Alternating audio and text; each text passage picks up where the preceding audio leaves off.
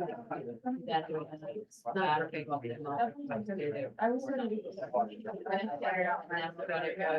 am on. You can just tell me. And we're gonna filming before. Everybody? Ready? Are Let's we go. ready? Let's go. I had to start. Yeah, you can start. I had to even go like around a little bit. Okay. All right, well, welcome everybody. Thank you so much for having me in to talk about building your personal brand and becoming unforgettable. It's something I am passionate about. I've been building my brand for almost 20 years, which feels crazy to say, but that's about how long I've been an entrepreneur.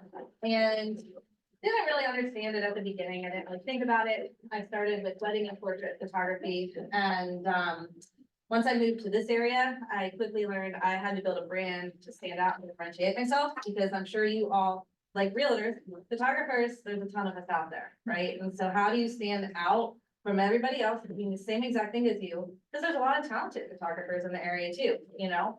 So I had to learn how to build my brand and do it really well. And so today, I want to share some of the core pillars on how to build your brand, talk about some of the challenging aspects of building a personal brand, and also open it up for ask me anything questions. So if you have specific questions related to your brand, niching down, your messaging, the content you're creating, I'm here to answer any of them. So I have slides just to keep me on track, and for anybody who is a visual person like me, they just never want to work. Okay. We'll just skip to that. So this is my lovely family. I have 4 children. My oldest is 22. My youngest is 3. Funny story though. 4. This is my husband. This is my oldest son. And there's the little guy. That was 2 years ago. My great grandmother just turned 100. We have a young family. Well, old, young. But one of the relatives there, I haven't seen her in years, thought my son and I were boyfriend and girlfriend. So You're like, yes, I do look at it. I know, I'm 22, sure. He loved it. He was the best. But these are all the things I do. So brand photography is something I have been into since about 2012, 2013. It was not a niche back then. It wasn't something many people were doing. I was one of the few in the country who really focused on that. And because of that, I was able to grow a global and nationwide following. So pre-COVID, I was doing a lot of travel for clients. It was awesome. I'm in a different place now. I'm more settled here and rooted locally. But the power of a good personal brand is it can take you anywhere, and it always follows you no matter where you're at. I do offer brand strategy, content creation, marketing, and social media services as well. And I am a coach and a consultant. So I am deep into personal development. I have been, well, I'd say I really got introduced to that world probably in 2010 or so. Became a certified life coach, became certified in a couple other modalities. And I do use that in my work when I'm helping somebody build their personal brand, because it is a personal journey. It's a lot different than building a business brand where you're not the face of it. Being the face of your brand is hard. And it's vulnerable, and you have to do a lot of really uncomfortable things consistently.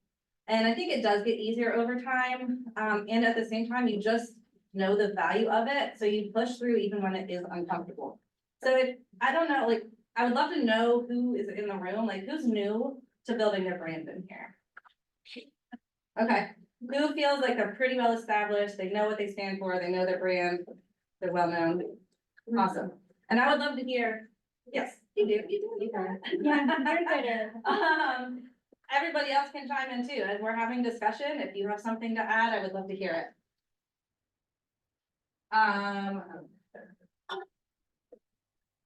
So, for those of you new to the personal brand world, it goes farther than you think. It allows you many opportunities once you're established and you're consistent with it. And I think this is one of the best things, is it helps to guide you personally. Like once you know what you stand for, you know your talking points, you know who you want to reach, it helps guide and make content creation and marketing yourself a lot easier. And it also helps you to stand out in the crowd. Some of the other things, nobody else is you. So again, I'm going to bring this back to my photography career. I work with one of the top 20 wedding photographers in the world. I went to a couple day workshop with him. And there was 15 of us there. We had models, we were going out, we were working together. And I realized, like, there is no competition here because we are all so different. We had one couple in the same spot. Everybody captured a different side of this couple. Nobody's shots look the same. And it's the same with your personal brand. When you brand yourself well, nobody else can replicate you personally. And that is how you reach your ideal audience and your ideal clients. It grows with you even as the industry changes, and even if you change industries. I mean, I'm sure you're all gonna be here a very long time, but if you decide to change careers at some point, your personal brand follows you along the way. I have multiple facets of my business. I have 2 businesses now, and because of my personal brand, my second business was really, I don't wanna say easy, because it was a lot of work. But it was a lot easier to get off the ground than if I would have started with absolutely nothing. It brings you, like I said, clarity and confidence, making it easier to put yourself out there. And it's one of the best personal growth experiences you can embark on. So if you're into personal development, growing your brand is going to grow you as a person. And it sets you up as an authority and an expert in your field. You want people to know, like, and trust you quickly, which you know that leads to better buying decisions and easier buying decisions, have a solid brand. And I love this saying, I didn't make it up, but be a flamingo and a flock of pigeons. So that's really what building your brand is all about. So I did want to touch quickly on personal brand versus reputation, because I've had people say, well, what's the difference, right? And really the main difference is your personal brand is purposeful and strategic. You are in control versus your reputation is really just others' perception of you. Kind of no matter what you do. It's not necessarily strategic on your part, it's just what they think of you. So with your personal brand, you do want to be very strategic about it. It's defined based on your goals, values, strengths, and preferences. Does anybody have anything to add to that? Like, have you thought about the difference between personal brand versus reputation, or is this kind of a new thought? I think, I was just gonna because Damaris introduced me to you. And I think for me, it's just been about making sure that my conversations are more intentional, what I'm putting out there is more intentional. And I found that when I really started to figure out, like, who am I and what is my personal brand going to be, it removed that block of, like, well, what do I talk about when you do a video? Yeah. Or what do I say when I post a picture? Like, it just gave me clarity. Yep. And that's what I call, like, the foundations of a brand are the 3 C's: personal clarity, client clarity, and business clarity. We're gonna cover 2 of those today a little bit. I didn't really get into business clarity because you guys are already clear on what you do. Yeah. But if you're a service-based provider and you're trying to figure out, you know, what are my services and what am I offering, you gotta get really clear on that as well. And here, get crystal clear on your why. And the reason, I'm sure you guys have all heard this, know your why. If not, look up Simon Sinek and check out his TED Talk. You don't even have to read the whole book. But you need to know why and be super convicted as to what the purpose of your brand is. Again, I'm just gonna keep going back to this because it's hard, right? You're gonna wanna give up at times, and you're not gonna wanna put yourself out there and do the cringe things you need to do that you might feel silly doing at times. But when you know why and you're deeply convicted with that, and you know who you're helping and the purpose is on the other end, it's going to allow you to persevere through all the challenges. So I think it's important to continuously re-examine, come back, rebuild the vision, continue on that, building that roadmap then. So here are some questions, and you can take a picture, you can write these down. I can also email these out. Yeah, if you email it to me, I can get it to everybody. Yep. So these are just some starting points for you to think about when you're building your brand. Who do you want to impact the most? Because that's what it's really about at the end of the day. If anybody struggles about, oh, I don't want to look like I'm all about me, you know, posting about myself every day, putting up pictures of myself, it's really not about you at all. It's about the people that you're serving. And even myself, like, I have a hard time putting professional pictures of myself out there and showing up on video, you know, but I know every time I do, I get DMs, I have conversations, I'm able to help people like this room, you know? And so I know I want to impact others in a positive way.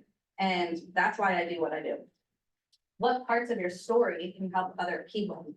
We all have a story to tell.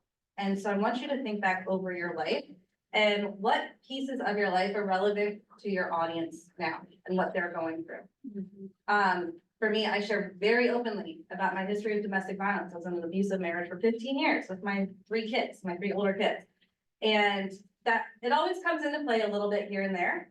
But by having a platform to share that story and just pieces of it, you know, not every bit of your life is everybody's business. You don't have to put everything out there, but figure out what's relevant to the audience you're speaking to. And you're going to impact others. That has nothing to do with my business, but it always helps somebody in the room when I'm able to speak and share about it. What do you want to be known for? What do you want people to remember about you? What do you want them to say when you're not in the room? That is really what your personal brand is about as well. So kind of plays into reputation, but again, you're being really purposeful about what do I want people to remember about me? What are your natural strengths? It's always easier to play on your natural strengths versus trying to become something you're not. Now I'm all about stepping into your next level of success in all areas of your life and embodying that highest version of yourself. But that doesn't mean you fake it till you make it. I don't believe in that. So play off of your natural strengths and what comes easily to you and what makes you stand out. If you don't know, ask. Ask the other people in this room, like, what are 3 words you would use to describe me? Something I have clients do when I'm helping them build a brand strategy is actually do a random survey. Ask people on Facebook, ask people all over the place and make it random so you don't know who said it, because people will be more honest. What 3 words would you use to describe me? And you're gonna see a pattern. It'll be really surprising too. Sometimes people use words and they view you in a way you didn't realize. So it's not, I've never seen that be a bad thing. But if you're being viewed in a light that like, oh, that's not how I want my brand to come across, you can then easily change course and be a little more purposeful again about how you want to do them.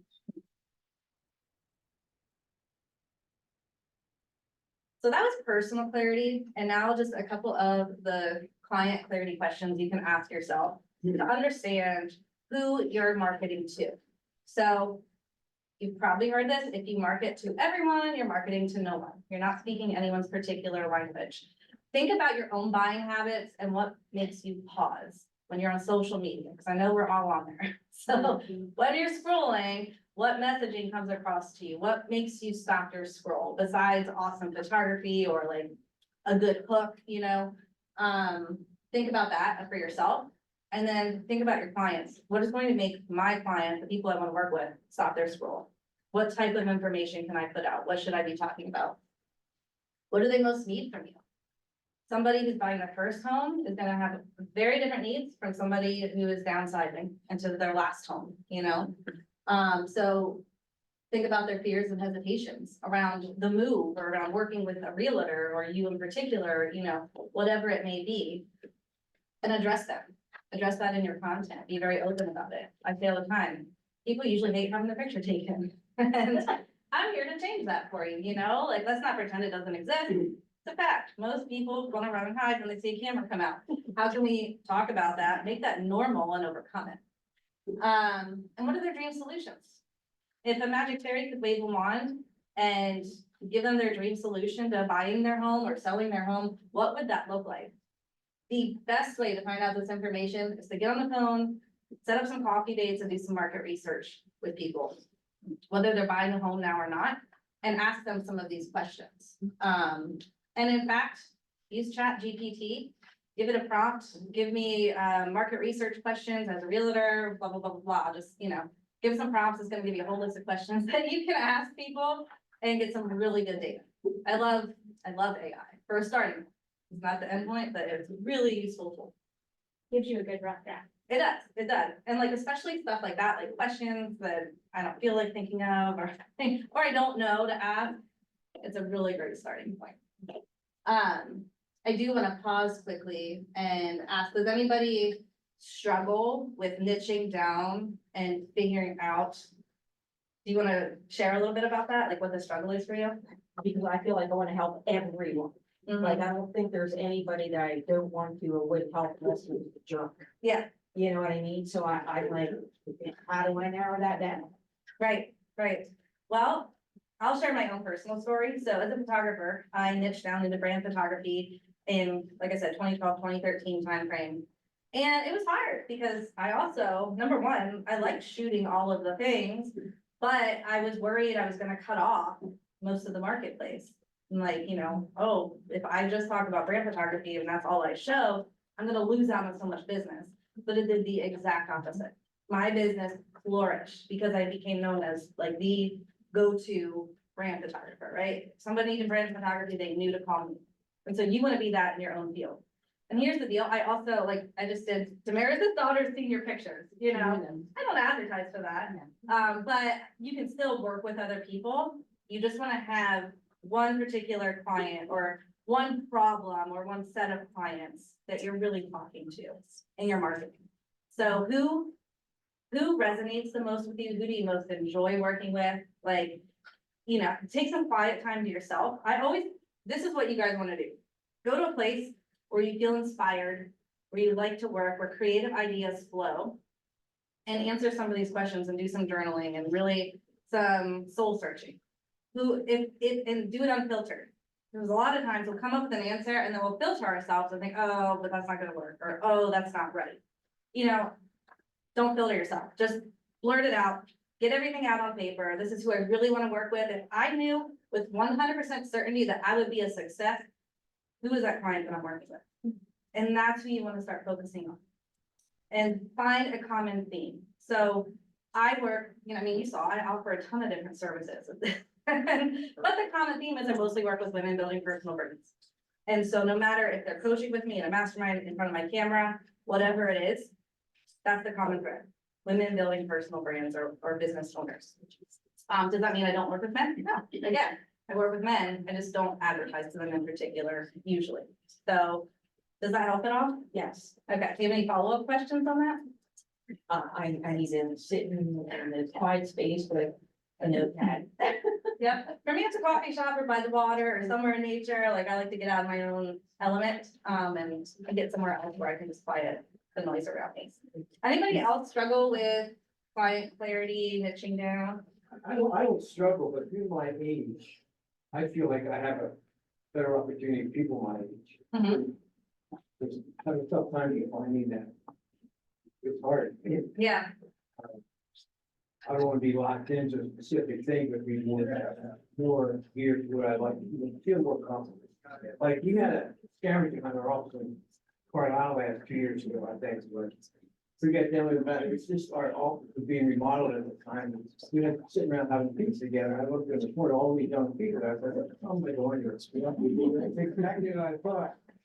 And then I went to finally went to a church function. Most of the people were in 70. I'm like, what am I doing here? I don't think. Have a tough time getting into what area I'm comfortable in. yeah. So trying to gear towards the older clientele, people I can really with. Yeah, well, and we're gonna talk a little more about what you're saying right now. Because it is important, once you realize who you do wanna work with, you wanna put yourself in environments where those people are at, right? So sometimes we have to experiment a little bit. If you're trying to find your footing and you don't know who that person is, you have to actually go out and work with a bunch of people. You can't, oftentimes, we can't niche down immediately. You have to kind of cast the net wide, see what you're good at, see who most resonates with you. And sometimes you are in this like weird in between space. So it just takes a little digging, and a little more work, and then you're gonna find your flow. Sometimes it also comes down to a decision. Because there's no right or wrong answer, right? So if you're deciding I'm going to work with the older generation who is downsizing, who, moving into their final home or whatever it may be, you just make that decision and then you start marketing to them, you insert yourself places where they're at, you show up and give presentations, you do whatever you can to be in front of those people. And again, doesn't mean you turn down other business, but you're going to allow your business and your brand to flourish when you can be really specific. Anybody else? Does anybody feel really confident in this versus struggle? Does anybody? So no, I'm not raising because I feel confident in it. I am sitting here, I was just talking to Brittany, in our industry, I believe that you can have a niche, but who are you meant to serve? That's a tough question. I think that takes sometimes it's almost maybe who are you meant not to serve, and yet you still want to see them, and if they're not the person, you can connect them with somebody that would be a good fit. So I think that's a hard one in our industry. Erica's looking over, don't you think? I mean, I agree that there might be a part that you have a passion for. Like if you have a passion for, like there's some people that have a passion for the elderly. Mhm. And so, and they make that their niche. Or investors. Or some investors. Love first-time home buyers. Love first time, yep, yeah. And what I was explaining to Julie, like, I think part of it is just coming up with that core focus, like Yes. that 80% of your posts are gonna be geared towards, knowing that you do have a couple of other layers of Yeah. business you may serve. Yep. But having a focus, one thing that I've done too is like come down with like an age range. Now, I know in real estate, right, we can't discriminate, that's not what I mean by that. Right. But it just helped me narrow down, like I'm talking, to Sue when I'm doing this video, and what would Sue have questions on? How could I help Sue with those questions? Like what answers could I provide? Yeah. And it's just kind of like having an avatar. Yep. And helping you visualize that just helps the content be that much easier. And just not, I would say to kind of get out and around the age or the discrimination, it's just where are they at in their stage of life? Yeah, like. Are they first time home buyers? Are they looking for a vacation home? Are they downsizers? Are they second home buyers? Are they, and just kind of. Yeah. Yeah, I think the screen before is the one that you're asking, we're interviewing them, was that the one that you had? I think that one is like the journey to get to this one. Yeah, so the Yeah. first one was questions you ask yourself. Oh, okay, then, That was personal clarity. right, and then the And then next this one. is client clarity. These are just to get you thinking, these aren't specific questions to ask them. Here's what I would ask in my market research. So if I'm a realtor, I'm doing some market research, I wanna find out, what do you hate about buying a home? What are the worst parts of selling a home? Like what makes it hard for you? Why do you hesitate to wanna do this? That's actually more valuable than the positives. Use their words then in your marketing language, Right. like, oh, I don't know, I don't know what the struggle is. I guess, probably the market's hard right now. I mean, when isn't it? I hear that all the time, right? So address it, address the interest rates, address the lack of inventory, whatever it is. But make it specific to your people. So if it's a family with young kids at home still and they wanna move, they have a way different pain point than, double income, no kids. Mhm. So find out what those pain points are. And then you do wanna find out the dream solution. You've been living in a house for 20 years and there's just a fear of having to pack it all up downside into something smaller. And yet they know it's gonna be the best decision for them. Yeah, Like, what that's do a you say great to that? one. Yeah, we did a survey on that. We did a survey, or we did 2 over 50s, and that shows, and that's what it was. It's the packing, the clean out, the packing and the clean So you out. take them to the vision. Always take them to the vision. Yeah, Get them to paint that picture for you. Okay, let's put this fear aside. It's gonna be a pain in the ass. You're right. It is, period. But what's on the other side of that, right? And so keep bringing them back to that vision of what they actually want. Yeah. And how are you the solution? How do you help them get there? Yeah. What resources do you have to help them pack, help them downsize? I'm sure you guys all have, people that you collaborate with and you network with in other industries that are complementary that can help with that. Mhm. And so take them to the vision, show them that you're the solution, is at the end of the day what we're trying to do. But to answer the rest of your question too, you certainly can have like subtopics and sub niches, I guess you could say. So on a rare occasion, I will post, yes, I work with men. Sure, I talk mostly to women, but I get men that come to me and, and I'll make that known once in a while. It's just not something I talk about all the time. Once even rarer, I will say like, yeah, I do offer different types of photography, but you're not gonna see me posting about it regularly because that's not what I do anymore. But hey, if your kid's graduating, I would love to do their senior pictures. I still like doing all that other stuff, minus weddings. I won't do weddings, but leave them to other people. Real quick, Yeah. why? Why don't I like weddings? What's the point of the niche? The real point of it? The real point, well, for me personally, twofold. Number one, it allowed me to become really good at what I do. So it allowed me to become more of an expert, more of an authority. I feel comfortable doing what I do anywhere, right? Allowed me to hone in on my skills. Number two, it allowed me to become known for that one thing. Therefore, it makes business a lot easier. I get easier yeses, people trust me quicker, they see the results I bring people, it's consistent.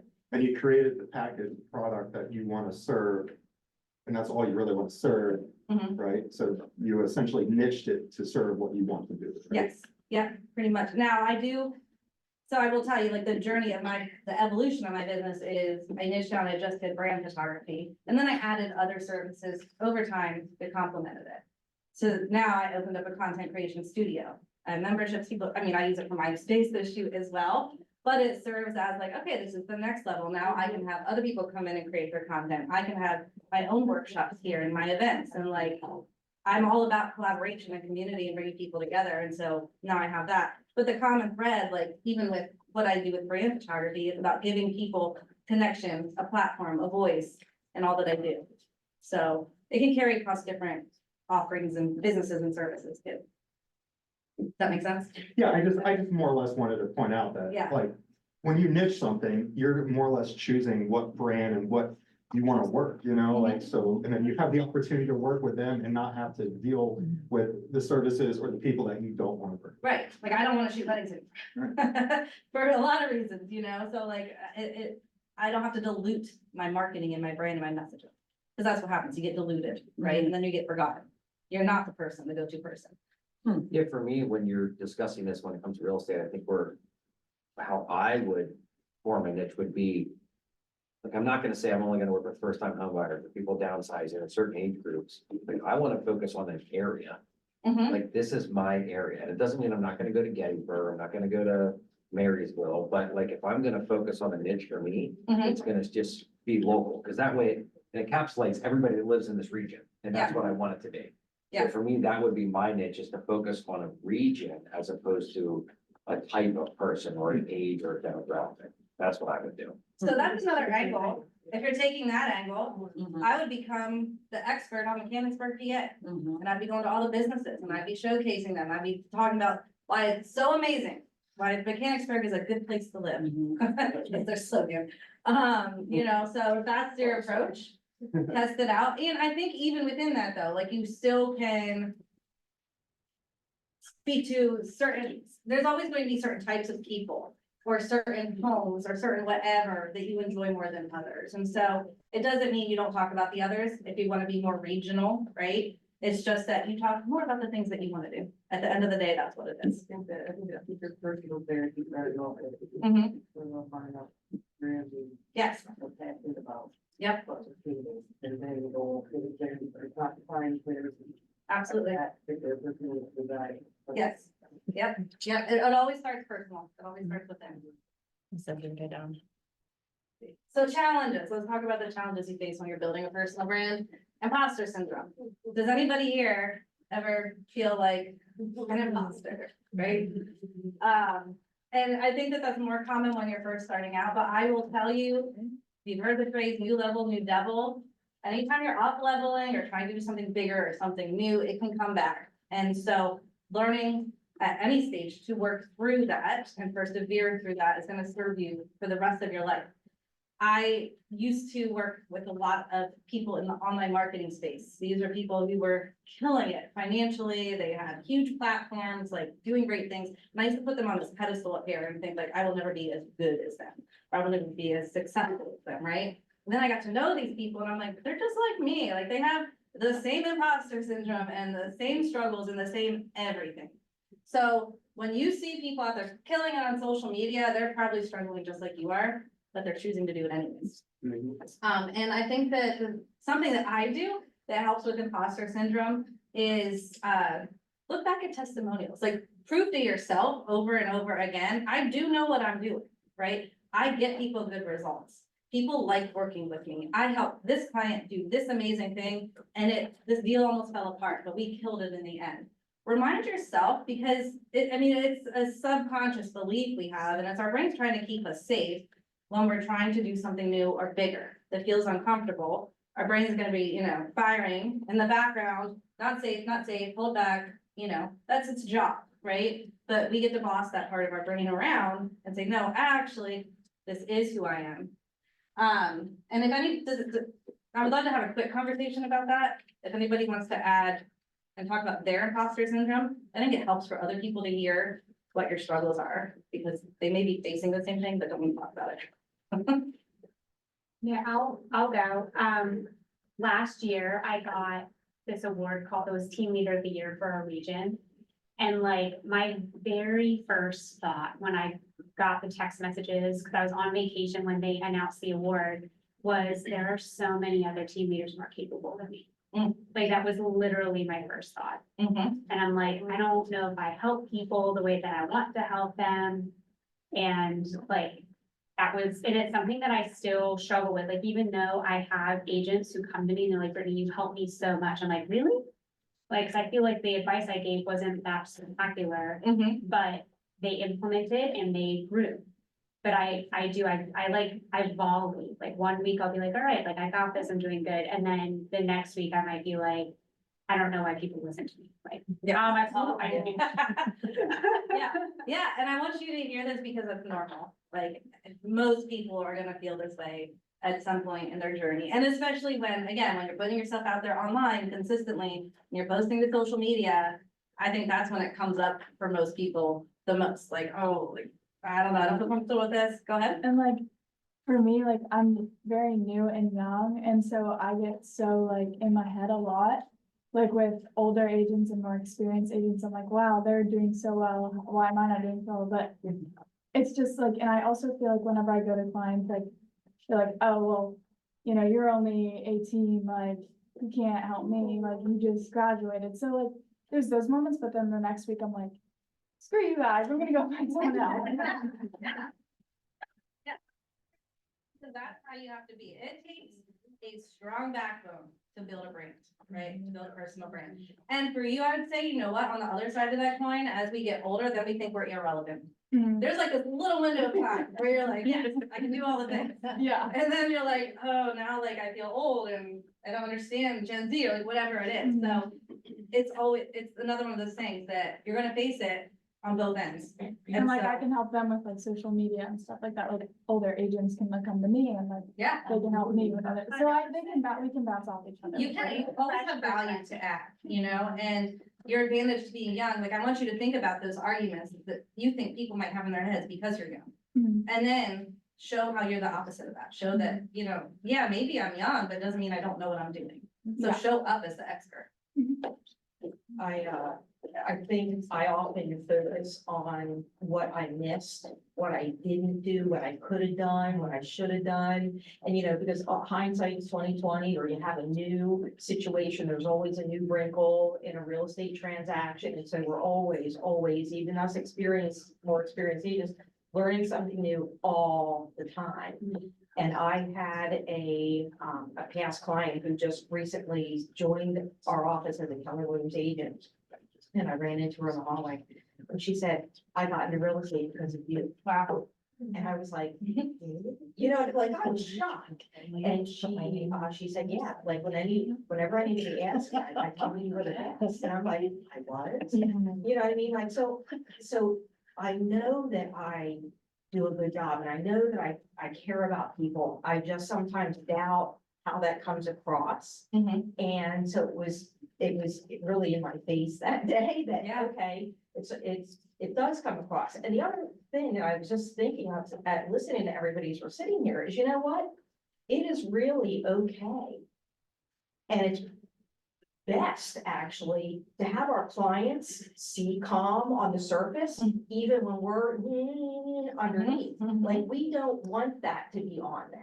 Yeah. You know, so we do have to have a certain boundary, a certain line that can lead us to feeling like imposters, yet it really is in the best interest of the people that we serve. Yeah. For them not to know all of the.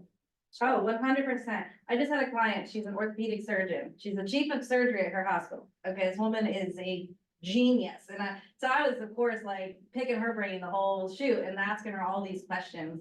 And talk about having to keep your cool in a tough situation. She was telling me a story of this boy, she almost paralyzed. Now, at the risk of the surgery she was doing, it wasn't her fault, and he was okay in the end. But I did ask her, like, were there any moments that made you want to quit, you know? And she told me about this one and what she was feeling inside. And so if she feels that, you know what I mean? Like, we all feel that at some point, and keeping cool, calm, and collected on the surface is important. And I think that there's a balance there, right? So we can share, once something is done and over with in our lives, I always say, don't speak from the bleeding wound, speak after the wound has healed and you've learned the lesson, okay? So vulnerability. After it's stitched up. Yes, yeah. Vulnerability and talking about the hard things is so important because it makes us relatable. I think it helps other people, right? But definitely, like you said, after the fact. I think that's huge. And to your first point, we all have a negativity bias, especially often on ourselves and our own capabilities. Just recognize, okay, my brain's doing that thing again. It's gonna tell me all the things that I'm not. What's helpful is to write them down. Don't keep them inside. Do a brain dump, whatever. If you're in a funk, if you're really like, your wheels are just spinning and stuck in this negative mode, get it out, get it on paper. And then I would have you journal and like prove yourself wrong, prove your brain wrong. Oh, you don't know what you're doing. Actually, I just handled this really difficult transaction and it went well, you know, so.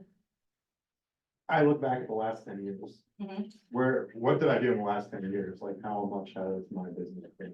And I think that kind of resurfaces my confidence. Yeah, yeah. Having the journey, you know what actually is really useful tool, and I know guys aren't into this as much, but you could be, vision boards. If you create a vision board, even like, I won't pull it up now, mine's my screensaver. And you realize one day, like, all of these things are like in my life now. How cool is that? Like, it's a powerful tool to see how far you've come and allows you to be really purposeful and bringing those things into your life. Yeah. Fear, obviously, it can be scary, putting yourself out there, establishing a new identity. That's really hard, especially with family and friends who've known us our whole lives. I find that's the hardest for most people. You know, when you decide to show up differently than maybe who you were before, you're afraid of being judged and people thinking like, who does she think she is? If you had known me in high school, you would have thought I was a lost cause, okay? So I was the epitome of rebellious teen. It serves me well now, didn't serve me so well back then. And for a minute, I let that trip me up when I, you know, online marketing was becoming a big thing. I'm like, well, what do my classmates think if I'm like showing up like this? And I'm like, who cares? They're not paying my bills. And they're not people, you know, that I'm necessarily trying to help. And it turns out I was actually very inspiring for them in the end because they saw, you know, train wreck to what I am now. Joking, you know, trying to be too hard on myself, but it's true. It can be hard to establish a new identity. And when you're doing that, and I don't have time to talk about this today, but I hope, you know, you need to embody and act as though you are. It's not faking it till you make it, but it's deciding this is who I want to be and how I want to show up. And this is their characteristics, habits, and traits of like the millionaire, quote unquote, like whoever this is, and you gotta embody that today before you can ever become them. Yeah, we have a bold law, you do have, you gotta be the person you Yeah. wanna be, to do the things you want to do in order to achieve what you want to achieve or have Yep. to do. Right now. That's exactly what, yeah, normally people think it's have, do, be, or have, be, do, but it's the opposite. Challenges are also being inconsistent. It's really hard to be consistent with our brand and with our content and getting out there. Unclear or diluted messaging, again, that's when you're afraid to niche down and really speak to certain people or about certain things, and then you're just bland. Nobody's gonna remember that. And not being visible enough. So like, if you think you're being visible, you might need to 10x those efforts. And you know, get an honest look at what you're doing from a peer or from other people. Have somebody else evaluate your feeds and your social media and your marketing and say, do you really think, how am I showing up in this? You know, because you might think you're doing amazing and someone else is gonna see it and be like, oh, I don't really see that much, you know? So ask around. Oh, I'm going. Before I get to that part. Any other challenges that anyone wants to address? I have a question for you. So, Yeah. I've been in the business almost 4 years.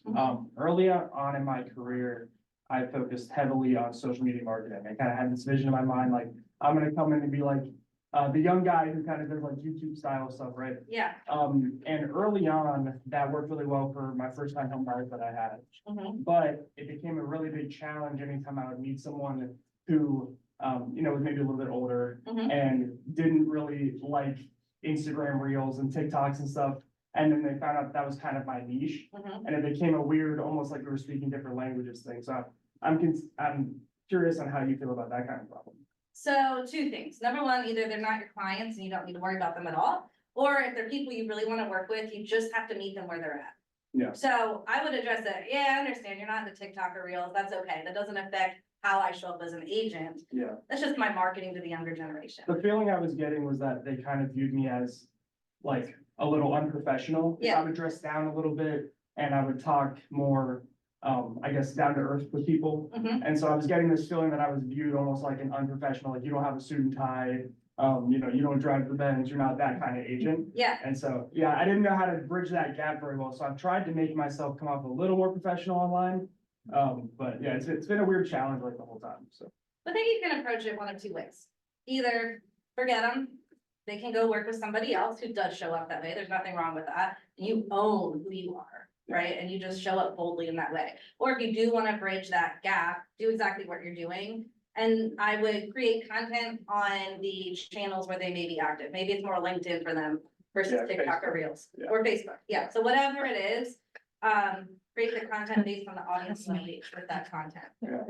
If they're not on TikTok and Reels anyways, they don't even know that you're on there. Yeah, yeah, that was the part is like, I would get referred someone's parents or something. Yeah, And then it would be this, very interesting dynamic where like their kids love me or whatever, but yeah. maybe they didn't, Yeah, and that's a lesson, and we can't be everything to all people. You Yeah. just can't. Right. So, Or even maybe it's just an evolution of your brand. yeah, Maybe it's just like, hey, do I want to work with these people? Actually, I think I do. Yeah. So now I just have to pivot my brand Right. to work with them. Well, and the other challenge is like, who's getting accepted offers right now? It's people that have cash, that had equity, those kind of things. And a lot of my people are already working at an uphill battle, so. yeah, and be smart about it, you get to decide what's more important to you and Yeah. the evolution of it. But yeah, that's been my challenge for sure. Yeah, I mean, I can see that. I get, other people who are in the older generation who are not on social media, they don't want anything to do with it. And usually it's like, I'm going in to do photos at, financial advisement like this. And Sure. the principals there are like,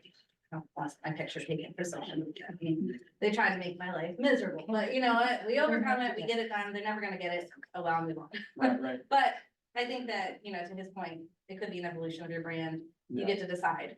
It sounds like it'd be a really good time for you to take some time and think about that.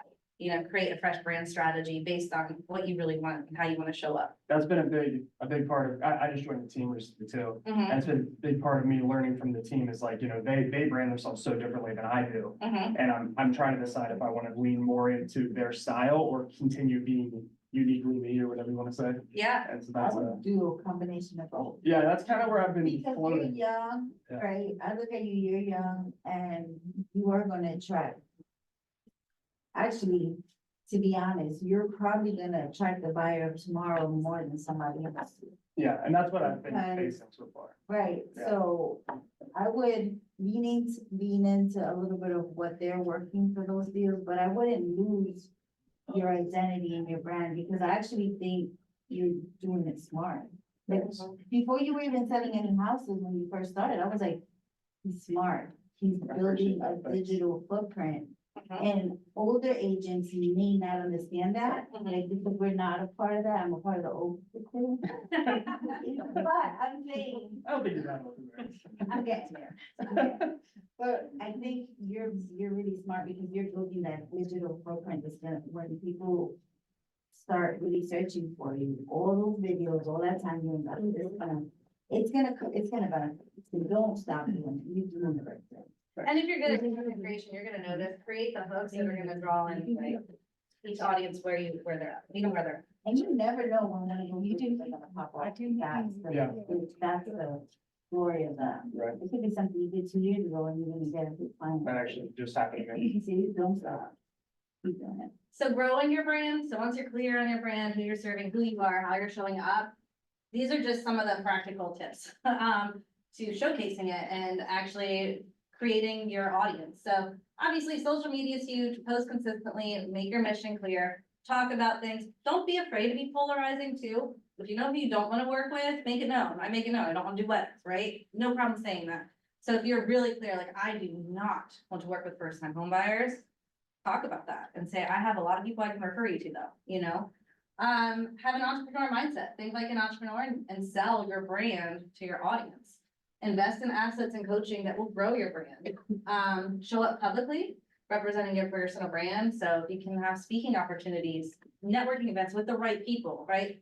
So to speak to you, you're gonna have certain networking opportunities where maybe it's like the Hill Society, you're gonna show up in a suit there, you know? Yeah, right. Or you can do Western Young Professional and show up super casual.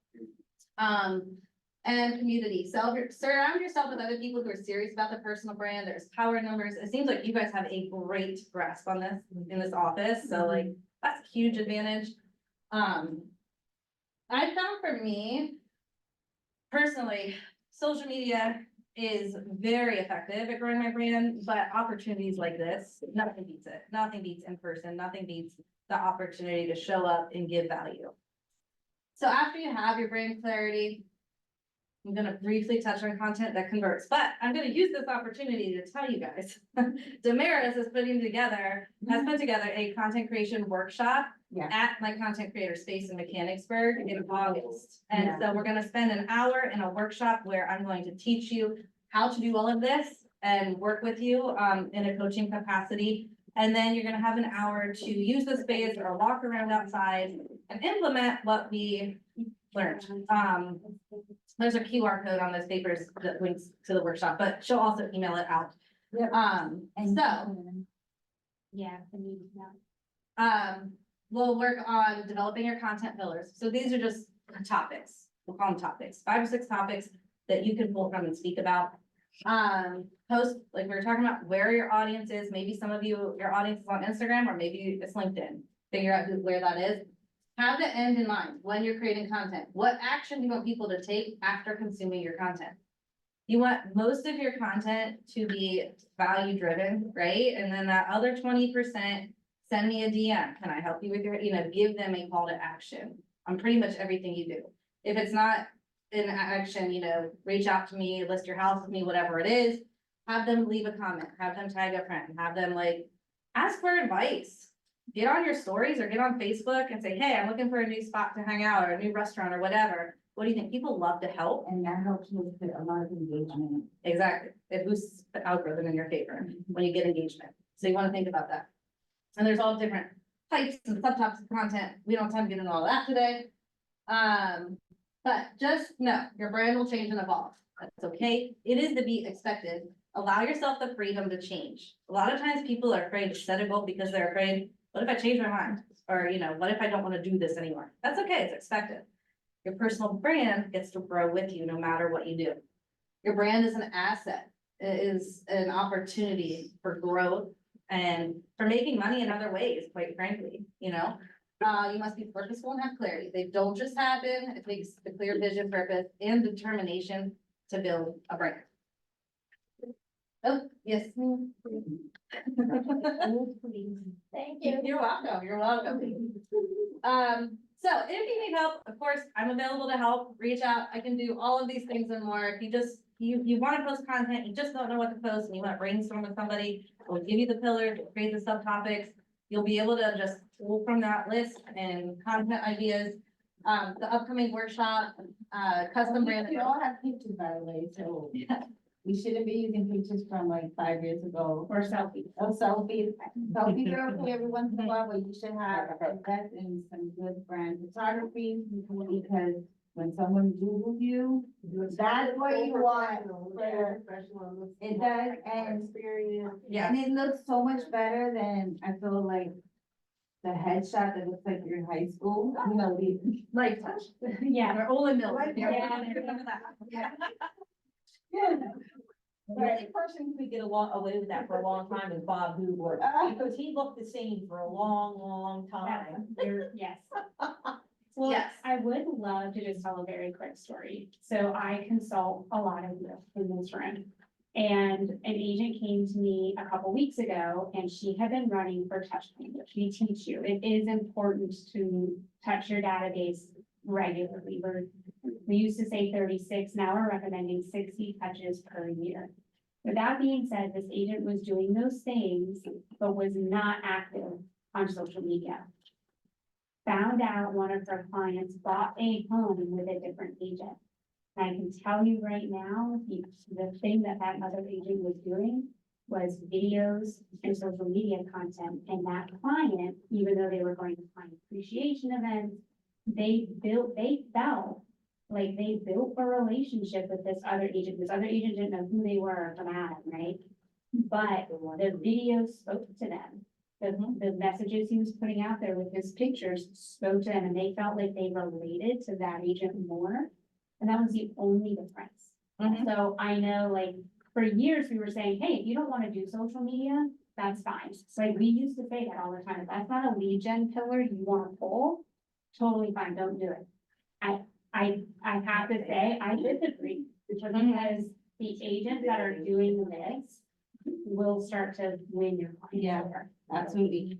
And I have clients, people who will bump into me and they'll just start talking, how's real estate? How's your daughter? She just graduated. Like, they'll get it. And you're like, I'm really- I got it. What's the name? What's the name? Can I recognize the face? And they're like, I follow you on social media. I'm not ready to buy. I'm not ready yet, but I will. And these like new age relationships are formed that before you would have to be face to face, but there is a whole other level of people connecting with you online by being out there. Actually, I just had something really cool happen. I had a woman reach out to me from a small island off of New Zealand a couple weeks ago. She downloaded my brand shoot guide years ago that I don't even put out anymore. And has held on to it and has followed me on social media. We had no mutual connections. I have no idea how she found me or where this came from. And wanted me to do a shoot in LA for her when she was in. Fortunately, the dates didn't align. I couldn't make it happen. But because I put myself out there, people will remember you and hold on. I've had people jump in that I met years ago that I didn't even know I was friends with online. And they just see what I do. And when the time is right, they reach out. The squeaky wheel gets the oil. Okay? Is that a travel fee? If you worked at another? Oh, yeah. It's not. She's like, oh yeah, they're paying for Yes, yes. But again, when you become an expert at what you do, people will pay. They will pay if they want, you know? Yeah, I mean, so you get it. For a wedding. Yeah, so you get it. Be that hairstyle, like, there's a reason you chose her, you know? There's a reason people are gonna choose you, and it's different from why they're gonna choose the other person. So, if there's anything else, I know we're probably at time here. Any last minute questions? Anything I can answer for you related to your own brand, or anything you'd like to add to wrap it up?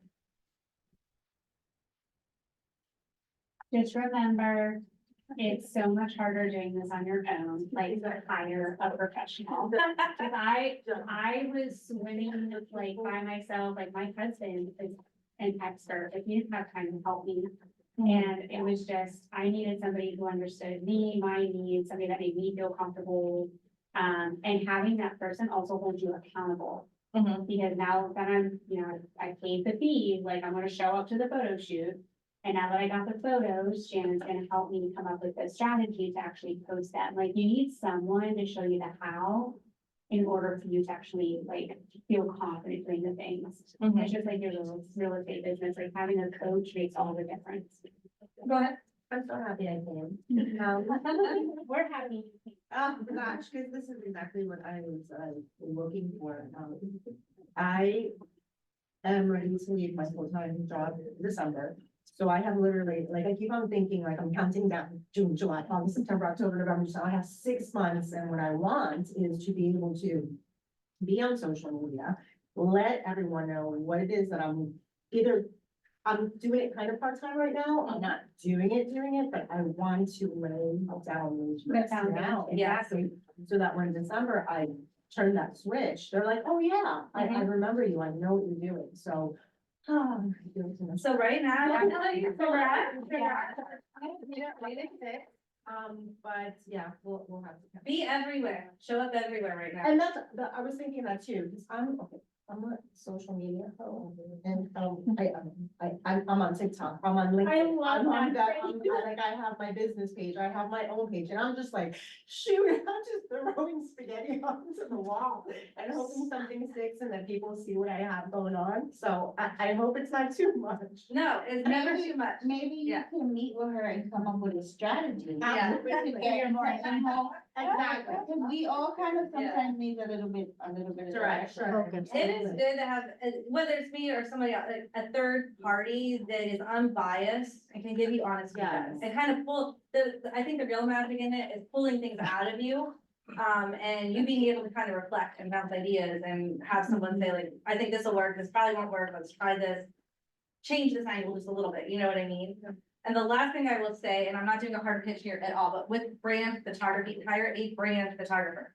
If somebody's a jack of all trades, they probably don't know what really goes into a brand shoot and the strategy behind it and how you're trying to come across. It is well worth the investment of a shoot, and a good shoot's gonna last you a couple of years, and you'll just need like little touch-ups in between. Yeah, I wanted to share some of your photos, but I wasn't sure if you were sharing them all publicly yet, so I didn't put them on here, but you can. I'm totally comfortable with that. You, These are my people. well, she did some with like her octopus, and we Yeah. made sure to like, I They're said, my bring your cardigans and your books and the things you're known for, They're right? phenomenal. And let's tell the story of who you are. Yeah, go ahead. They're amazing. Alright. Thank you. There's my vision board, it was 2019, but I love it. it was before we were married, so there was a Tiffany box on there. Oh, that's so cute. Oh. Yeah, I'm probably gonna do like my post and then with 4 of the photos that have get engagement, like have people vote on my pictures. Thank Yeah. And she has been helping me like. That's the thing, a photo shoot that gives you, 150 more photos, you're gonna have so much content that like it's a lot easier.